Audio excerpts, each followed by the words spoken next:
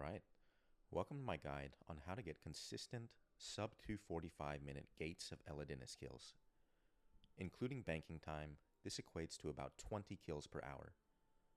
While the boss is still very new and drop rates are unknown, I'm making an educated guesstimate that you'll be making about 8 million an hour in commons and earning yourself 17,000 crafting XP an hour, 32,000 mining XP an hour, 63,000 agility XP an hour, and a very strong 200,000 divination XP an hour. All this XP while also making some respectable coin? Can't argue with that.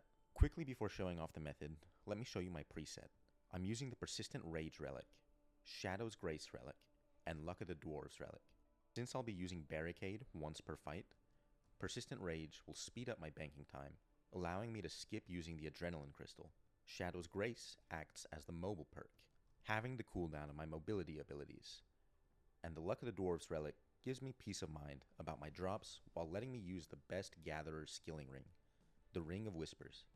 As for my preset, I'm wearing the full Gemstone Golem outfit and a mining skill cape. My best pickaxe perked with Honed 6, paired with a Taga's Core Hammer. A Necromancy Nexus with the runes to let me use Bone Shield. A Ring of Whispers, as previously mentioned, the best Gatherer's skilling ring, providing an invisible +3 level boost and a +3 mining damage boost to rocks. I'm wearing a Phoenix necklace and superior rock gathering scrimshaw. These two things are optional and can be replaced with the Grace of the Elves and any skilling pocket slot, such as the Brooch of the Gods, Big Book, or even the new Elidinis book. I'm using a Gargoyle familiar with scrolls, which largely renders the rock crushing scrimshaw redundant, but I do like it just in case I ever forget to activate a Gargoyle scroll. It can make the difference of getting a critical strike on the mining portion of the fight. I also personally cannot afford to use the Big Book, nor do I need XP or components being 5.8 billion XP.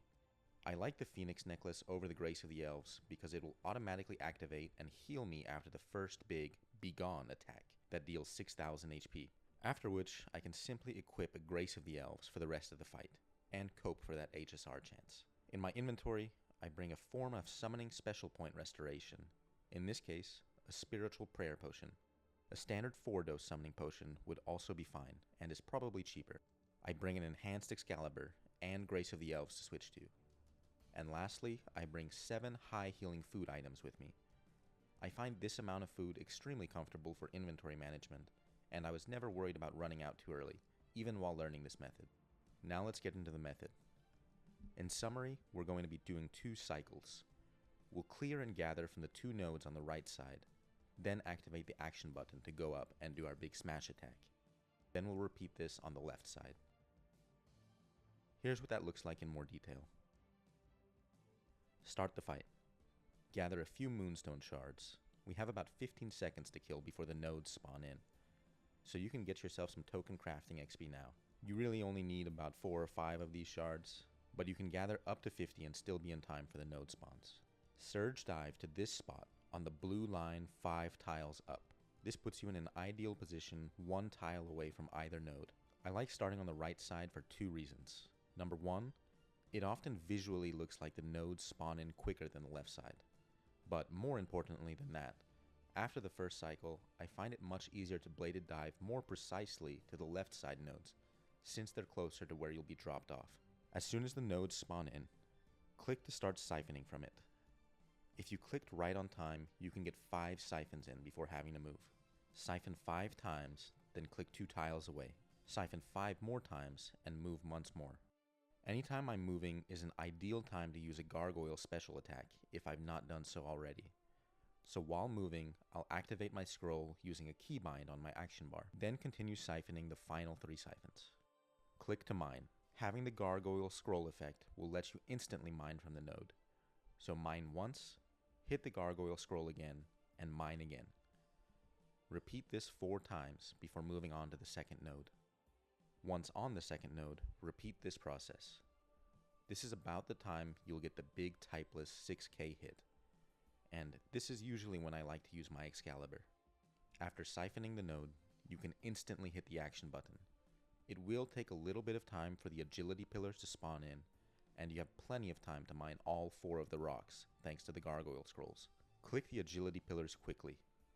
This may take a few kills to understand for yourself, but I find that if you keep your mouse mostly in the center of your screen while you click, your character's movement from pillar to pillar will make the camera move in such a way that your mouse will be positioned onto the next pillar without you really having to move it. So you can pretty much just click 5 times in a row and get the full 25% damage buff for being so speedy. This now marks the end of the first cycle. We'll have a big 20,000 typeless damage hit coming our way shortly. This is where our persistent rage and bone shield comes into play. After dropping down, blade a dive to the next node and start siphoning. Use barricade.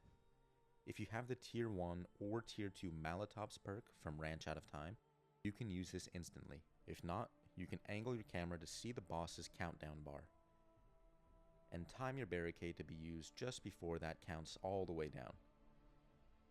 Now this second cycle is going to be extremely similar to the first. Minimize time loss by moving only whenever you see the bar tick down, and when you need to eat, drink summoning pots, or use gargoyle scrolls, do those actions while moving, as not to interrupt your skilling actions.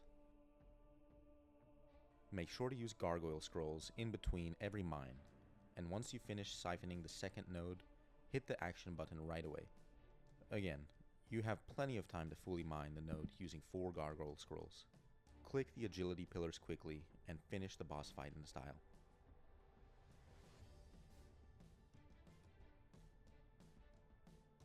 If for any reason you made some mistakes or didn't get the speedy agility damage buff, you must go to Ixlaren's shield dome to block the big 20k hit. Conveniently, while you're here, you can siphon this node and mine it while you're still inside the shield. You don't need to do the agility portion again, since you'll most likely only need a couple of rocks. They do 2500 damage each, so count accordingly, and then you can just use them directly on the boss. So congrats, now you know how to get consistent sub 3 minute kills at Gates of Elidinis. As I say goodbye, I'm going to let the full 235 kill you just watched play out in real time with no slowdowns and a little music playing in the background. I'll also link a 226 kill that I did yesterday in the description. If you found this video interesting or useful, let me know with a comment. Consider sharing this video with a friend and subscribing to my channel for more optimal boss guides just like this. Check out my Double Golden Reaper series, or just click the button to see the number go up. A special thank you to my channel members, and thank you to everyone who watches my videos. Take care, and see you next time.